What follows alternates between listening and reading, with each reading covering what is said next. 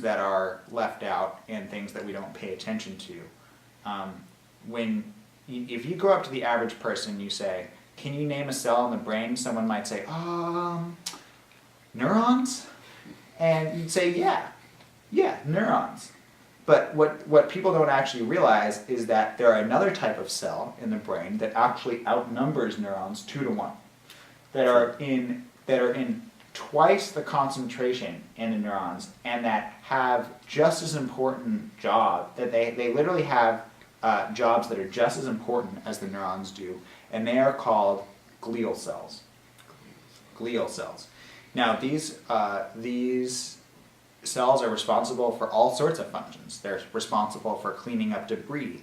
They are responsible for the myelination of the axon of the neuron. They wrap around, as we can see in this diagram here. We can see that it's wrapping around the neuron. In my advanced neuroscience class that I took, we were watching how synapses formed in the peripheral nervous system in the muscle cells, and scientists were just trying to figure out how these axons were finding their targets on these dendrites. And what they realized is that there was this little glial cell that came over and nicely wrapped itself around this one section of the axon terminal and just sort of said, hey, come over here. And what we don't realize is that there's diseases of the glial cell. You might have heard of something called MS, or multiple sclerosis. It's an autoimmune condition where the glial cells are being damaged. Hey guys, welcome back here. So the picture you're now seeing on the screen is an artist's rendition of what a synapse actually looks like. Check that out. You can see that there is just a mass amount of protein. There is a mass amount of intercellular components that are going on inside the synapse. It's not just this sort of beautiful, perfect biology diagram that we just saw. So just a reminder of the hypercomplexity of this system we were talking about, the brain. Here is a vesicle. This vesicle is just transporting, in the diagram you saw, it was displayed as a circle.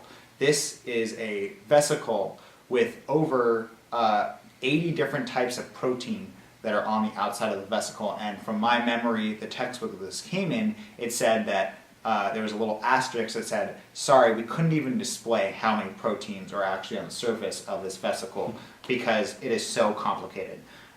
Again, just emphasizing how complex these systems are, that when you see something, never assume that there's an easy answer. Never assume that it just works one way.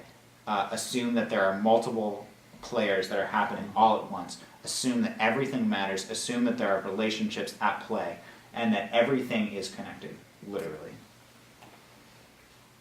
So again, to grind this into you, LTP, long-term potentiation, which we just talked about, is not the only form of neuroplasticity. There are many forms of neuroplasticity.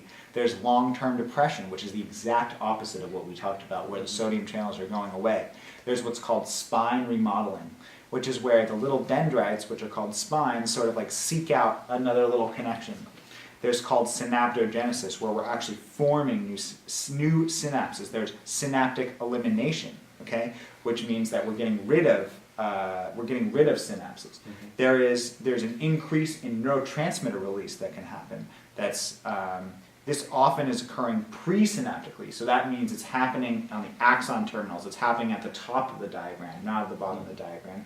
And this is not even all. So again, I didn't want to only lead you to say that the only way to change your brain is through increasing the amount of sodium channels in your brain, in certain synapses. There are so many other ways. This was just one highlight of how this occurs.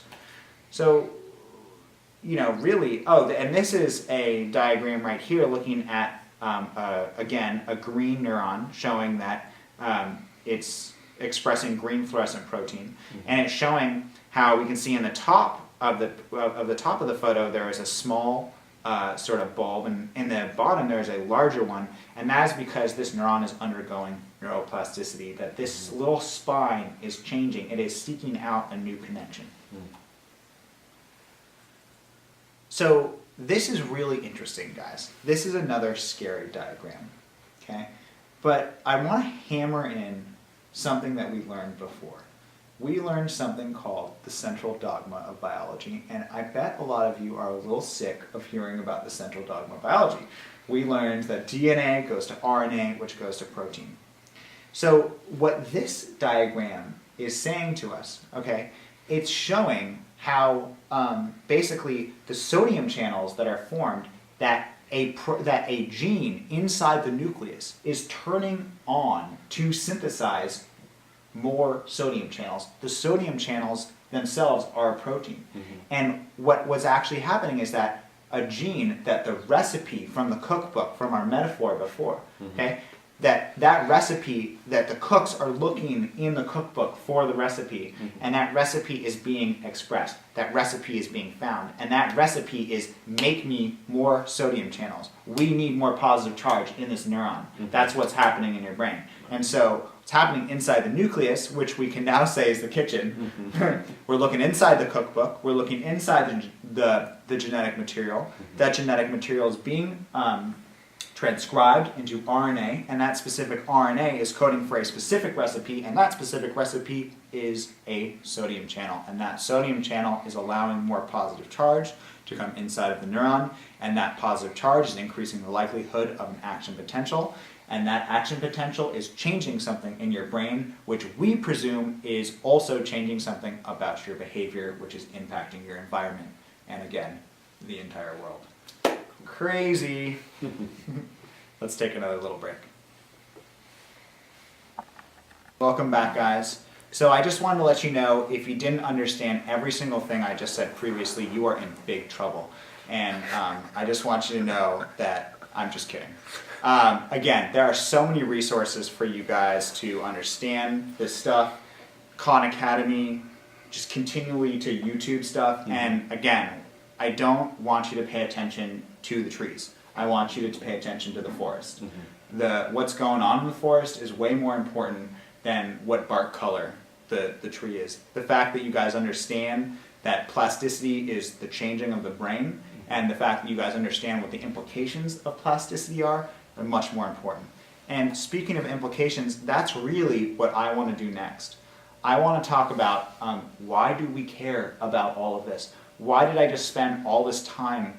Why did I spend the last few weeks explaining to you what a carbon atom is? Why did I explain to you how biochemistry works? Why did we learn all of this stuff? Why did we just talk about neuroplasticity? Again, the brain is changing. And let's talk about a real life scenario where the brain changes. You guys are lucky enough to read chapter 1 of The Brain That Changes Itself. And this book is available, the entire book is available on eBrary for you guys to read. And I would suggest reading the entire book. This is the book that changed my life, that really opened my eyes to the possibility of neuroscience. And the author, Norman Doidge, really does a fantastic job of showing how science is implicated in the real world in some beautiful scenarios. So let's talk about chapter 1 and what happened, okay? So you guys can get a summary, but I still want you guys to read it, even though we're going to be talking about it here, okay? So I know you read this, so I'm going to just be giving some guidelines about what happened. So we remember in chapter 1 that we had someone with a special disorder, okay? She had gone in for a typical hysterectomy, and she was given an antibiotic. This antibiotic was called gentamicin. Now, gentamicin is sort of known to be rogue and is rarely prescribed.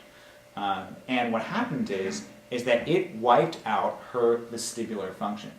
Now, the vestibular function is the inner workings of the ear, okay, and it is involved with balance. It's not necessarily located in her brain. So what happened to, I believe her name was Cheryl, what happened to Cheryl here was that she felt that she was continually falling. In fact, even when she was on the floor, she felt as if she was continually falling through the floor.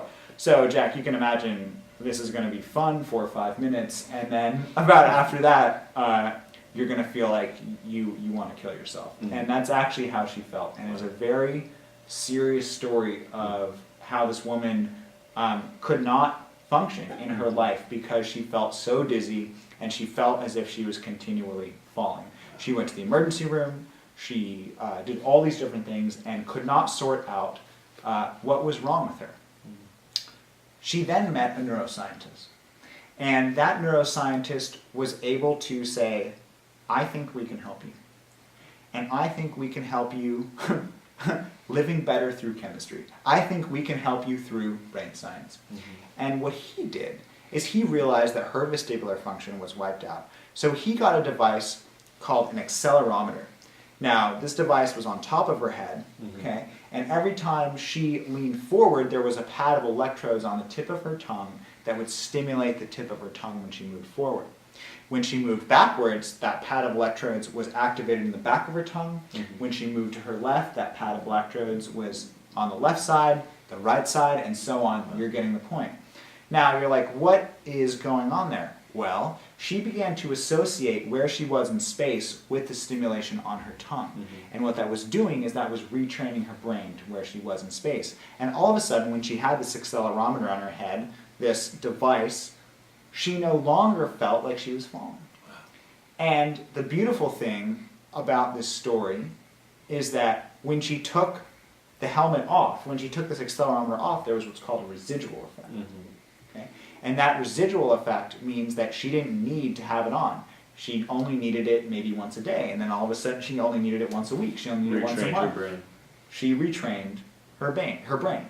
And how did her brain change? Her brain changed, presumably, through all the stuff we just learned. Okay? And that is one story of many, of an infinite amount of stories, of an infinite amount of life experiences, of how your brain changes, and how understanding the science behind it is truly power, because knowledge is power. Thank you.